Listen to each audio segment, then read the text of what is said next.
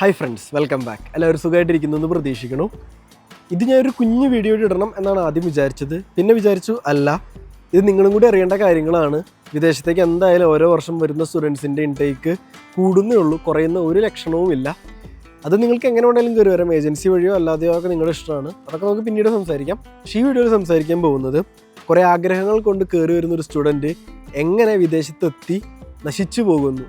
അതിന് ഏറ്റവും നല്ല എക്സാമ്പിൾ ഇവിടെ എത്തി അങ്ങനെ നശിച്ചു പോയൊരു സ്റ്റുഡൻറ്റിൻ്റെ എക്സ്പീരിയൻസ് ലൈഫ് സ്റ്റോറി പറയാൻ തന്നെ. കറണ്ട് സിറ്റുവേഷൻ എനിക്കറിയില്ല, കാരണം ഞാനായിട്ട് കോൺടാക്റ്റ് ഇല്ല. പക്ഷേ കോൺടാക്റ്റിൽ ഇരുന്നപ്പോൾ എങ്ങനെ ഒരു ആൾ നശിച്ചു എന്ന് ഞാൻ ലൈവായിട്ട് കണ്ടതാണ്. ഞാൻ എൻ്റെ പരമാവധി ശ്രമിച്ചു, പക്ഷേ ഐ വാസ് ഹെൽപ്ലെസ്. ആളുടെ പേരോ ഡീറ്റെയിൽസോ ഒന്നും പറയില്ല. പക്ഷേ അത് ഈ ഫുൾ സംഭവം കേട്ട് കഴിഞ്ഞ് കഴിഞ്ഞാൽ നിങ്ങൾക്ക് എന്താ സംഭവം എന്ന് മനസ്സിലാവും. ഫസ്റ്റ് നമുക്ക് ഈ കുട്ടിയുടെ ഫൈനാൻഷ്യൽ സ്റ്റാറ്റസ് പറയാം. നല്ല സൗണ്ടാണ്. 3 മക്കളുള്ള ഫാമിലി. ഇവൻ ഏറ്റവും ഇളയത് പുള്ളിയുടെ എന്താ പറയുക, കൂടെ ഉള്ളതിലെ മൂത്ത 2 ആൾക്കാർ വിദേശത്തെ രാജ്യങ്ങളിൽ നഴ്സിംഗ് ചെയ്യണു, നേഴ്സായിട്ട് ജോലി ചെയ്യണു. നല്ല ശമ്പളമുണ്ട്, നല്ല കാശുണ്ട്. വീട്ടുകാർ 2 പേരും ഗവൺമെൻറ് ജോലി, അപ്പനും അമ്മയും ഗവൺമെൻറ് ജോലി, നല്ല കാശ് കിട്ടുന്നുണ്ട്. മാസം നല്ല കാശ് ഇവന് അയച്ചും കൊടുക്കുന്നുണ്ട്. അതുകൊണ്ട് തന്നെ ഇവൻ നല്ല ലക്ഷറി ലൈഫായിരുന്നു. ഇവിടെ ഒരു ഡിഗ്രി കോഴ്സിന് വന്നു. ഇതൊക്കെയാണ് ഒരു ഓവറോൾ അവൻ്റെ ഒരു പിക്ചർ. 18 വയസ്സ് കഴിഞ്ഞ് നേരെ വിദേശത്തേക്ക് ഫ്ലൈറ്റ് കയറി പോളണ്ടിലേക്കാണ് കയറിയത്. ആദ്യം UK വെച്ച് 2 പ്രാവശ്യം വെച്ച് റിജക്ഷൻ കിട്ടി. പോളണ്ടിലേക്ക് എത്തിപ്പെട്ട് ഏതോ ഒരു ഡിഗ്രി കോഴ്സ് എടുത്തു. ഡിഗ്രി കോഴ്സ് ഏതാണെന്ന് ഞാൻ പറയണില്ല, but still it's A management course. കാരണം എനിക്ക് മാനേജ്മെൻറ്റ് കോഴ്സ് ഇവിടെ ഞാൻ ഒട്ടും സപ്പോർട്ട് ചെയ്യില്ല, അതുകൊണ്ടാണ്. അപ്പോൾ ഇവിടെ എത്തുന്നു. ഇവിടെ എത്തിക്കഴിഞ്ഞ് everything was fine for the initial few months. ആ ഇനീഷ്യൽ ഫ്യൂ മന്ത്സിൽ അപ്പോഴാണ് ഞാൻ മീറ്റ് ചെയ്യുന്നത്. നമ്മൾ സംസാരിച്ചു, നമ്മൾ കൂട്ടുകാർ ആകുന്നു. അപ്പോൾ അത് കഴിഞ്ഞിട്ട് ഗ്രാജുവലി ആശാൻ വീട്ടുകാർ ചിലവിന് കൊടുക്കുന്നതൊക്കെ സിമ്പിളാണ്. അപ്പം ഞാനും അവൻ ഒരുമിച്ചാണ് ഈ ജോലി തപ്പിക്കൊണ്ട് നടക്കണം, ആദ്യത്തെ ജോലി. അത് കഴിഞ്ഞ് നമ്മൾ ജോലിക്ക് കയറുന്നു, പാർട്ട് ടൈം ജോലിക്ക്. ഞാൻ മെക്ഡിയിൽ കയറുന്നു ഇനീഷ്യലി, അവനൊരു റെസ്റ്റോറൻറ്റിൽ കയറുന്നു. റെസ്റ്റോറൻറ്റിൽ വെച്ചാണ് കഥകൾ മാറുന്നത് ഇൻ സെൻസ്, ഞാൻ ഈ മെക്ഡിയിൽ കുറച്ച് കഴിയുമ്പോഴേക്കും എന്നെ അവിടെ നിന്ന് ഒരു തട്ടി ഞങ്ങൾ വിട്ടിരുന്നു. അത് കഥ പിന്നെ പറയാം. നല്ല അടിച്ച് പൊളിച്ച് വന്നിരുന്നു. അത് കഴിഞ്ഞ് ഞാനും ഈ ജോലി ചെയ്യുന്ന റെസ്റ്റോറൻറ്റിലേക്ക് കയറി. അപ്പോഴേക്കും അവൻ എന്നോട് കൂടെ ഉണ്ടായിരുന്ന സമയത്തുള്ള ആളായിരുന്നില്ല. ചെറിയ ചേഞ്ചസ് വന്നിരുന്നു. നമ്മൾ കുറച്ച് ദിവസം ജോലി ചെയ്യുമ്പോൾ നമുക്ക് മനസ്സിലാവില്ല എന്തൊക്കെയാണ് കാര്യം, എങ്ങനെയൊക്കെയാണ് കാര്യങ്ങളെന്ന്. അപ്പോൾ അവിടെ എന്ത് സംഭവിച്ചെന്ന് വെച്ച് കഴിഞ്ഞാൽ, ആശാൻ അവിടെ ജോലിക്ക് കയറി കഴിഞ്ഞപ്പോൾ അവിടെ വേറെ മലയാളികളുണ്ട്. അപ്പോൾ ആ വേറെ മലയാളികൾ ഓൾറെഡി പരിപാടികളൊക്കെ ഉണ്ട്. അത് തെറ്റാണെന്ന് ഞാൻ ഒരിക്കലും പറയില്ല, അത് ഓരോരുത്തരുടെ പ്രൈവറ്റ് ഇതാണ്. പക്ഷെ അതൊരാളുടെ ലൈഫിനെ നശിപ്പിക്കുന്നുണ്ടെങ്കിൽ അത് തെറ്റാണ്. അപ്പോൾ പുള്ളിക്ക് എന്ത് പറ്റിയെന്ന് വെച്ച് കഴിഞ്ഞാൽ, ഇവനും ഇതിനൊക്കെ നോ ആണ്, ഇതൊക്കെ വിഷയമാണെന്ന് പറഞ്ഞിടുന്ന ടീമാണ്.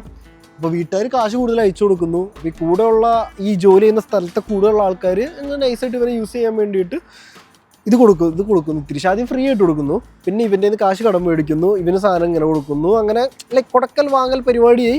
അപ്പോൾ ആശാന് കിട്ടുന്ന കാശ് തികയാണ്ടായി തുടങ്ങി. അതേസമയം അവൻ്റെ അപ്പനും അമ്മയും കൂടെയുള്ള ചേട്ടന്മാരും അല്ലെങ്കിൽ ചേച്ചിമാരും അല്ലെങ്കിൽ ചേട്ടനും ചേച്ചിമാർ ആരെങ്കിലും ആവട്ടെ, അവരൊക്കെ കൂടി ഇത് ഇടയ്ക്ക് വെച്ചൊന്ന് ഓഡിറ്റ് ചെയ്യുമല്ലോ. ഇപ്പോൾ ആർക്കായാലും കാശ് കുറേ കൊടുത്തു കഴിഞ്ഞാൽ നമ്മൾ ഇടയ്ക്ക് വെച്ചോ ഇത്രയും കൊടുക്കുന്നുണ്ട്, ഇത് എവിടെ പോകുന്നു, ആ ഒരു വരുമല്ലോ. അപ്പോൾ ഇവനും ഇതായി തുടങ്ങി, അതായത് കാശൊന്ന് ചവിട്ടി തുടങ്ങി ഇവൻ്റെ ഫാമിലി. അപ്പോൾ ആശാന് പറ്റണില്ല. അപ്പോഴേക്കും ഇവനൊരു സ്റ്റേജ് എത്തിയിട്ടുണ്ടായിരുന്നു, ഇതില്ലാണ്ട് പറ്റില്ല. കാരണം കാലത്ത് ജോലിക്ക് പോകുമ്പോൾ ഈ സാധനം ഒന്ന് പിടിപ്പിക്കണം, ഒന്നാളാണ് നല്ല ചിൽ എന്ന് പറഞ്ഞ് ഡിഷ് വാഷിങ് ചെയ്യാൻ പറ്റും. അതാണ് അവൻ ചെയ്തിരുന്ന ജോലി. അപ്പോൾ അവിടെ തൊട്ട് അവൻ്റെ ലൈഫ് വേറൊരു രീതിയിലേക്ക് മാറാണ്. ഒരു തരം റിബൽ ആവുകയായിരുന്നു. വീട്ടുകാരുണ്ട്, പക്ഷേ ഇവൻ എന്താ ചെയ്തതെന്ന് എനിക്കും വലിയ വീഡിയോയൊന്നുമില്ല. ആശാനെ തന്നെ കൊല്ലാൻ നോക്കായിരുന്നു. ഇതൊക്കെ കൺസ്യൂം ചെയ്തിട്ട് ക്ലാസ്സിൽ പോക്ക് ഇങ്ങോട്ട് അവസാനിപ്പിക്കുന്നു. ക്ലാസ്സിൽ പോകണമെന്ന് വെച്ചാൽ വല്ല കാലത്തും, അതായത് ഇപ്പോഴത്തെ പുതിയ ഇതനുസരിച്ചിട്ട് നമ്മളെല്ലാ ക്ലാസ്സും പോയേ പറ്റൂ. അറ്റൻഡൻസ് വെരി വെരി ഇമ്പോർട്ടൻറ്റ്, പണി കിട്ടും. അപ്പോൾ ആശാൻ പോക്ക് ഇങ്ങോട്ട് കുറയ്ക്കുന്നു. അത് തന്നെ ആദ്യത്തെ പ്രശ്നമായി. അപ്പോൾ ഓരോ പരീക്ഷയ്ക്ക് ആ സമയത്ത് ഇപ്പം അല്ല, പരീക്ഷയ്ക്ക് കാശ് കൊടുത്തിട്ടായാലും നമുക്ക് പരീക്ഷ എഴുതാം എന്നൊരു ഓപ്ഷൻ ഉണ്ട്. ആ പരീക്ഷയ്ക്ക് കാശ് കൊടുത്ത് എഴുതിയിട്ടും അതും പൊട്ടുന്ന അവസ്ഥ. അപ്പോൾ പൊട്ടൽ ഇത് വീട്ടിൽ പറയാൻ പറ്റില്ല, വീട്ടിൽ തല്ലിക്കൊല്ലും. കാരണം അത്ര വലിയ പ്രശ്നമുള്ള കോഴ്സല്ല. അപ്പോൾ അതും വീട്ടിലും പറയാൻ പറ്റുള്ളൂ. അപ്പോൾ ആശൻ ജോലിയിൽ തന്നെ ഫോക്കസ് ചെയ്ത്, ജോലി എന്ന് പറഞ്ഞു കഴിഞ്ഞാൽ ഡിഷ് വാഷിങ്. അത് ഒരിക്കലും കളിയാക്കുന്നതല്ല. കുറേ ആൾക്കാരുടെ കുടുംബമൊക്കെ കടന്നു പോകുന്നതാണ്, കടന്ന് ജീവിച്ചു പോകുന്നത് ഇങ്ങനത്തെ ഒക്കെ ജോലി ഉള്ളതുകൊണ്ടാണ്. അപ്പോൾ ഇവന് ഇത് ഈ കോഴ്സ് പഠിച്ചിറങ്ങി കഴിഞ്ഞാൽ ബെറ്റർ ഓപ്ഷൻസ് ഉണ്ട് എന്ന് ചിന്തിക്കാൻ പോലും ഒരിതില്ലാത്ത അവസ്ഥയിലായിട്ടുണ്ടായിരുന്നു ആ ഒരു പൊസിഷനിൽ. പിന്നെ ഉള്ള ഏറ്റവും വലിയ കാരണം എന്ന് പറയുന്നത്, അവൻ ആ റെസ്റ്റോറൻറ്റിൽ വെച്ച് കണ്ട കൂട്ടുകാർ ഇൻഫ്ലുവൻസ് ചെയ്ത് ഇവൻ വിചാരിക്കണ്ടോന്ന് എനിക്കറിയാൻ പാടില്ല, ഇവന് വിചാരിച്ചാലും മനസ്സിലാവാത്ത രീതിയിൽ അങ്ങ് മുങ്ങിപ്പോണ അവസ്ഥയിൽ പെട്ടുപോയി. അത് കഴിഞ്ഞ് പിന്നെ കൂടായി. ഞാൻ ഇതിലെ എൻ്റെ റോൾ എന്തായിരുന്നു എന്ന് വെച്ച് കഴിഞ്ഞാൽ, ഞാൻ എൻ്റെ പരമാവധി ഞാൻ ശ്രമിച്ചു. കുറേ ഞാൻ കൈ കൊടുത്ത് നോക്കി, കയറി വരണമെങ്കിൽ കയറി വരട്ടെ എന്ന് വെച്ചിട്ട്. പിന്നെ ഒരു പോയിന്റിൽ മനസ്സിലായി ഇനി കൈ കൊടുക്കാൻ നിന്നാൽ ഞാനും കൂടി മുങ്ങൂന്ന്. കാരണം ആശാൻ അപ്പോഴേക്കും അവരുടെ നിന്ന് സാധനങ്ങൾ മേടിച്ച് ഇവൻ വിൽക്കുന്ന സ്റ്റേജിലേക്ക് എത്തിയായിരുന്നു. അത് എനിക്ക് ഒരു തവണ പറയാം, 2 തവണ പറയാം, ഒരു 10 പ്രാവശ്യം മാക്സിമം പറയാം. അത് കഴിഞ്ഞിട്ടും ഒരു മനുഷ്യന് മനസ്സിലാകുന്നില്ലെങ്കിൽ ഐ ഡോണ്ട് കെയർ. നിങ്ങളും അത് തന്നെ വിചാരിക്കുന്നതായിരിക്കും നല്ലത്. ഒരു പരിധി വിട്ട് ഒരാളെ കൈ കൊടുക്കാൻ പോയി കഴിഞ്ഞാൽ ചിലപ്പോൾ അങ്ങോട്ട് മുങ്ങിപ്പോവും. അവസാനം ആശാനിപ്പോൾ എവിടെയാണെന്ന് വെച്ച് കഴിഞ്ഞാൽ എനിക്ക് വലിയ പിടിയൊന്നുമില്ല. ആ ഒരു പോയിന്റിന് ശേഷം ഞാൻ ബൈ ബൈ പറഞ്ഞു വിട്ടു, ബ്ലോക്ക് ചെയ്തു. എനിക്കറിയാൻ പാടില്ല. ഓർക്കുമ്പോൾ വിഷമമുണ്ട്. പക്ഷേ ഇങ്ങനെയും കുറേ ജീവിതങ്ങൾ ഇവിടെ ഉണ്ട്.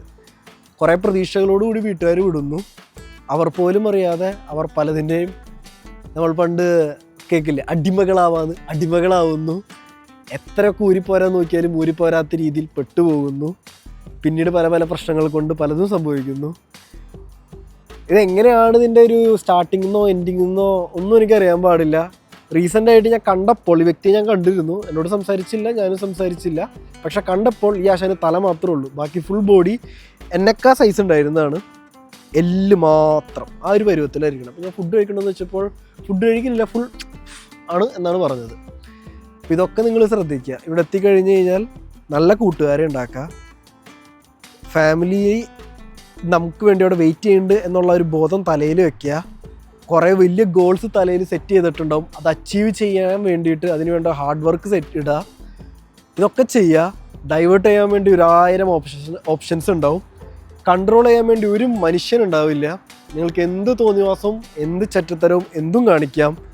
പക്ഷേ നിങ്ങൾ നിങ്ങളോട് തന്നെ ചോദിക്കുക, ഇതാണോ നിങ്ങൾക്ക് വേണ്ടിയിരുന്നത് എന്ന്. കാരണം 18 വയസ്സ് കഴിഞ്ഞിട്ടാണല്ലോ നിങ്ങളൊക്കെ കയറി വരണേ.